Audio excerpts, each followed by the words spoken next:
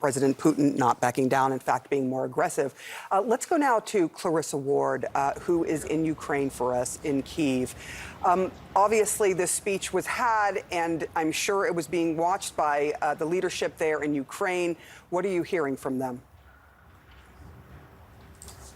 Sarah, we've only heard reaction from one senior advisor to the presidency, Mikhailo Podolyak, but I'm sure it reflects the general thinking in the leadership here. He said, quote, Putin demonstrated irrelevance and confusion because everywhere there are Nazis, Martians, and conspiracy theories, really referring there to this kind of alternate reality that Putin appears to be presenting. He accused the Ukrainian government of being responsible for destroying the economy, destroying the lives of its citizens. He accused them of being responsible for starting the war. He accused them of paying more attention to the interests of the West than to the interests of their own Ukrainian people, really reflecting a sort of startling take on the actual events that we have seen transpire on the ground in the last year. He said, quote, talking about the Ukrainian government again, they unleashed the war and we continue to use force to stop it. This kind of thinking, this sort of alternative reality, I think really underscores why it is that the Ukrainian government has shown such reluctance to really sit down at the negotiating table with Vladimir Putin or with his emissaries and try to hash out some kind of a political situation. Because at this stage, it's clear that there's such a discrepancy in understanding and perspective on the war, and there's such a complete lack of respect for truth and for facts that the Ukrainians just don't believe there's any prospect of being able to take Russia at its word, even if it were to offer a more conciliatory approach. So while you won't see most people here on the ground focusing too much on Putin's speech today, I do think it's fair to say that the leadership will be offering as that this is classic evidence for why a political solution is just not feasible at the moment. And that is the problem with lies. Clarissa, thank you so much. When you hear stuff like that from Putin, you can see why the Ukrainians say, he's not dealing in reality. We're not going to deal with him. And we can't go to the negotiating table. There is no negotiation to have. Caitlin. Yeah, it was quite a lengthy speech there from Putin. The White House, we should note, said President Biden likely was not watching it, but he will be updated on it. So for more on this, let's bring in CNN political and national security analyst David Sanger, who is also the White House and national security correspondent for the New York Times. David, so good to have you here in Poland with us. You were listening to Putin's speech, as I was, and you heard him say that they are suspending participation in that nuclear arms treaty. What does that say to you?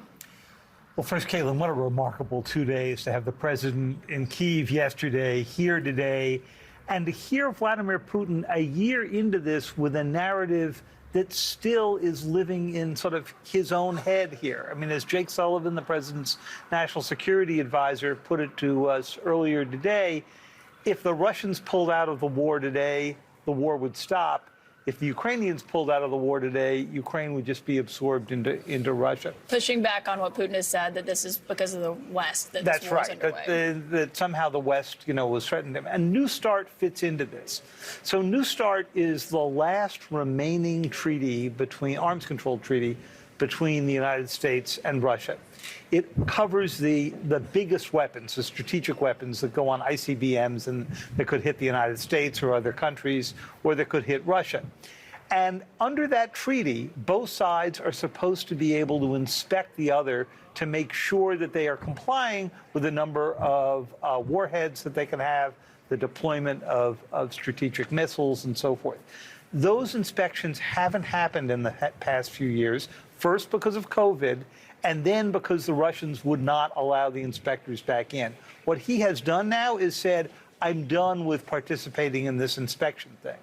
What he didn't say was that he's going to build more weapons beyond the 1,550 that are allowed. Now, the whole treaty expires in early 2026.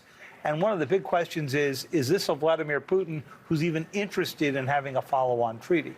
That's a worthwhile question. David, you wrote last night that these vastly different worldviews that we're seeing on the world stage today between what Putin just said and what the president will say shows, quote, echoes of exactly what President Biden wanted to avoid, a replay of the worst days of the Cold War. The difference, though, of course, is the China factor, right? Look at this one.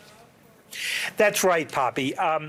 The China factor is a big element to this because in the Cold War, it was basically between the United States and the Soviet Union.